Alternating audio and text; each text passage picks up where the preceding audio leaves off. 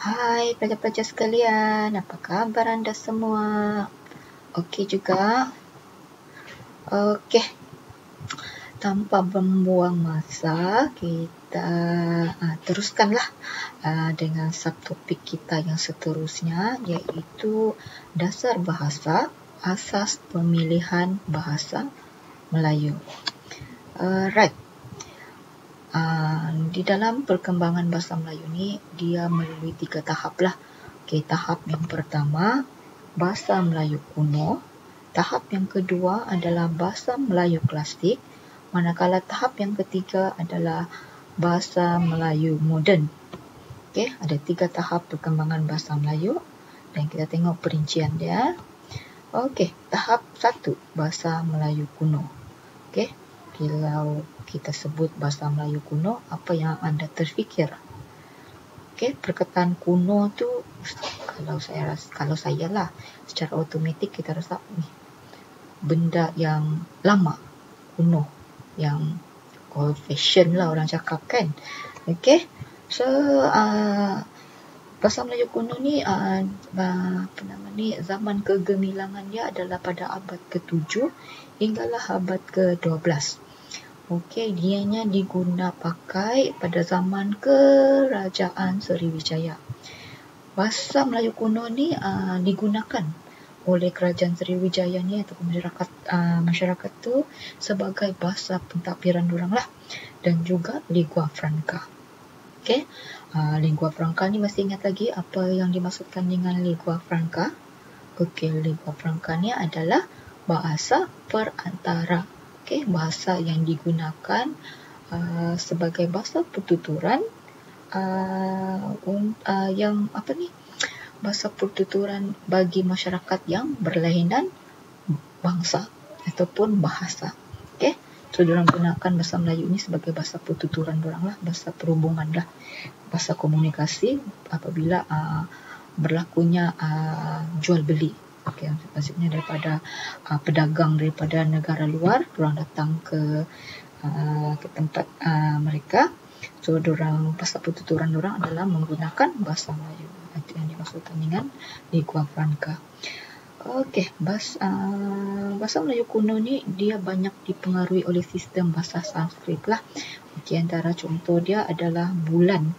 Kalau kita sebut bulan, tapi bahasa Sanskrit adalah wulan. Wulan. Dia kalau kita dengar lebih kurang je, cuma daripada segi ejaan. Okey. Berlepas, merlepas. Saya, sahaya. Okey. Seperti yang saya telah maklumkan juga, bagaimana kita asal usul bahasa Melayu tu, ianya telah di beberapa perjumpaan ataupun beberapa batu-batu bersurat yang dijumpai, di mana pada batu-batu bersurat pada abad ke-7, bahasa Melayu kuno ni dia menggunakan tulisan ataupun huruf Pallawa. Okey, Pallawa. So batu bersurat yang dijumpai di Gandasuli, Jawa Tengah pula menggunakan huruf Nagiri. Okey, penutur bahasa Melayu kuno pada zaman itu adalah kawasan Semenanjung Tanah Melayu, lepas tu Kepulauan Riau dan juga di Sumatera lah. Okey, seterusnya kita tengok tahap yang kedua. Okey, tahap kedua adalah bahasa Melayu klasik. Okey, bahasa Melayu klasik. Kalau saya sebut klasik, so you all pun automatik terfikir klasik ni macam klasik yang dulu-dulu, bahasa-bahasa istana lah kan. Okey. Okey. Kegemilangan bahasa Melayu klasik ni terbagi kepada 3 zaman, iaitu pada zaman Kerajaan Melayu Melaka, yang kedua adalah pada zaman Kerajaan Aceh, dan yang ketiga adalah pada zaman Kerajaan Johor Riau. Okey, antara penulis-penulis yang ataupun tokoh-tokoh penulis yang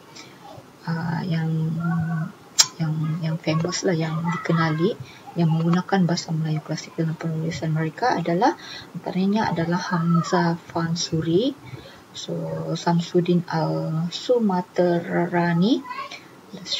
Okey, itu antara tokoh-tokoh lah yang menggunakan bahasa Melayu klasik dalam penulisan mereka. Okey, so antara ciri-ciri bahasa Melayu klasik ni kita boleh lihatlah, antaranya ada beberapa lah ciri-ciri dia. Yang pertama, ayatnya akan lebih panjang lah. Ayatnya lebih panjang. Lepas tu dia berulang-ulang. Perkataan tu ataupun ayat tu berulang-ulang. Dan dia berbelit-belit. Lepas tu banyak menggunakan perkataan ataupun ayat pasif. Dan dia juga banyak menggunakan bahasa istana ataupun kosakata klasik. Dan yang terakhir adalah juga menggunakan kata pangkal ayat seperti sebermula, hakta dan juga al-kisah. Okey, yang senang kan, yang biasa kamu jumpa kalau kita belajar masa SPM lah, belajar menduduki SPM ataupun masa di sekolah. So kita biasa bahasa klasik ni kita akan jumpa dalam petikan-petikan sastra kan. So cerita-cerita kalau zaman-zaman saya dulu, contohnya mereka antara novel-novel yang digunakan adalah mereka yang tewas, apalagi yang saya ingat, saya pun lupa dah. Itulah bahasa klasik ni adalah bahasa istana paling senang. Dan kalau dari segi kefahaman masa SPM tu, dia memang sukar untuk kita fahami, sebab macam yang dia maklumkan ataupun dia beritahu di sini, ciri-ciri dia adalah dia berulang-ulang, lepas tu berbelit-belit. Dan sometimes kadang-kadang kita kurang faham apa maksud perkataan tersebut kan. Okey, so bahasa Melayu klasik ni rasanya untuk sekarang ni kita tidak guna lah, cuma dalam penulisan tu masih ada.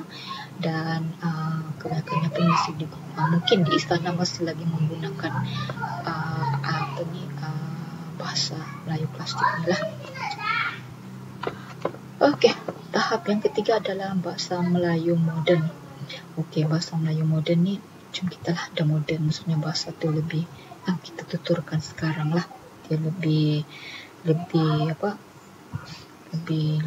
seragam lah. Okey, dia bermula pada abad ke-19.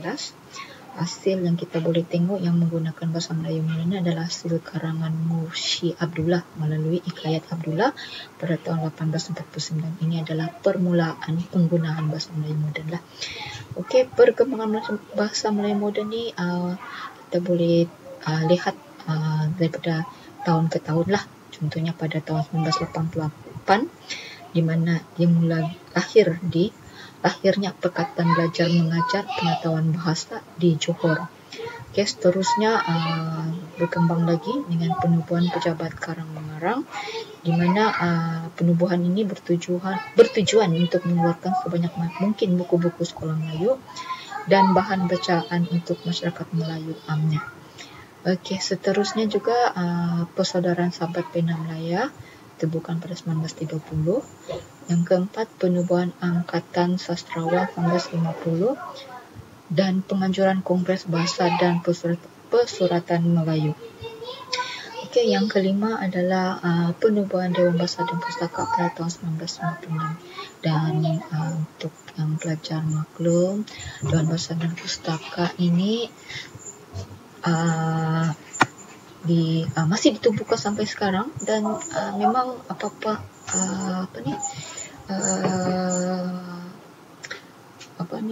pertuturan ataupun perkataan-perkataan baru akan diterbitkan oleh Dewan Bahasa dan Pustaka lah. So paling senang kalau kita tengok Kamus Dewan kan, Kamus Dewan itu diterbitkan oleh Dewan Bahasa dan Pustaka, dan akan ada penambahan bahasa-bahasa Melayu moden lah. Okey, seterusnya sebab bahasa Melayu dipilih sebagai bahasa kebangsaan. Kenapa bahasa Melayu ini dipilih sebagai bahasa kebangsaan? Kenapa kamu rasa? Kenapa tidak menggunakan bahasa yang lain? Kalau di Malaysia ni kita kan ada banyak bahasa.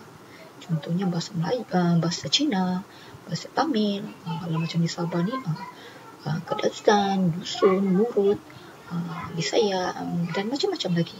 Tapi kenapa kita menggunakan bahasa Melayu ini sebagai bahasa kebangsaan? Okey, kita lihat. Bahasa Melayu ni dapat menjadi dasar bagi satu identifikasi kebangsaan yang mana mengangkat masyarakat Melayu sebagai masyarakat majoriti di Malaysia. Tetapi pada masa yang sama juga tidak menafikan hak-hak kebebasan berbahasa kaum-kaum lain di negara kita. Okey, so kita tahu kan Malaysia majoriti masyarakatnya adalah masyarakat Melayu. Okey, pada masa yang sama juga kita mempunyai suku kaum yang lain, kaum Cina, kaum India. Kalau di Sabah ni Bumi Putra Sabah, tu macam suku kaum yang terdapat di Sabah, juga di Sarawak mempunyai suku kaum yang banyak. Okey, so pemerintah pada zaman dulu, pemerintah pada dulu telah memaktubkan bahawa bahasa Melayu ini kita pilih sebagai bahasa kebangsaan, di mana bahasa Melayu ini digunakan oleh semua suku kaum yang ada di Malaysia sebagai bahasa pertuturan. Okey.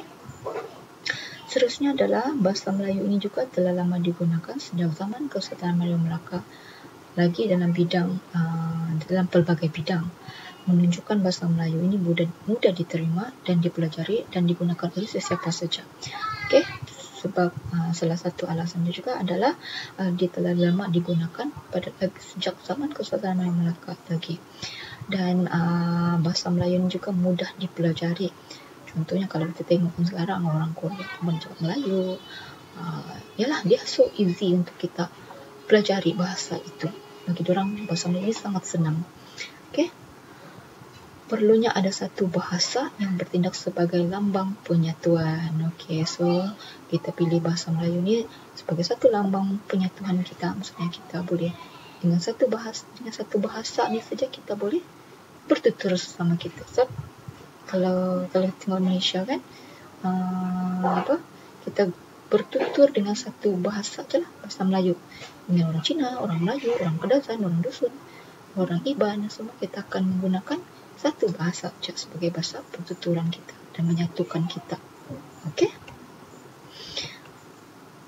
Alright, itu sahaja untuk hari ini. So, saya mengharapkan pelajar-pelajar dapat memahami apa yang saya terangkan tadi. Semoga apa yang telah saya berikan tadi ataupun apa yang saya terangkan tadi, apa yang saya kongsikan tadi, pelajar-pelajar dapat fahami. Okey, sebarang pertanyaan bolehlah menghubungi saya lah. Okey.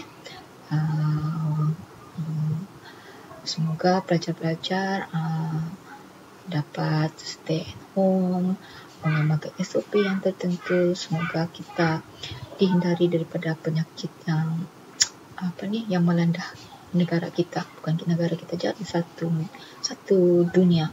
Okey, diharapkan kita jaga SOP kita supaya kita dapat meneruskan aktiviti kita seperti tahun-tahun sebelum ini. Okey, so itu saja daripada saya untuk hari ini. Kita jumpa lagi pada minggu hadapan. Thank you.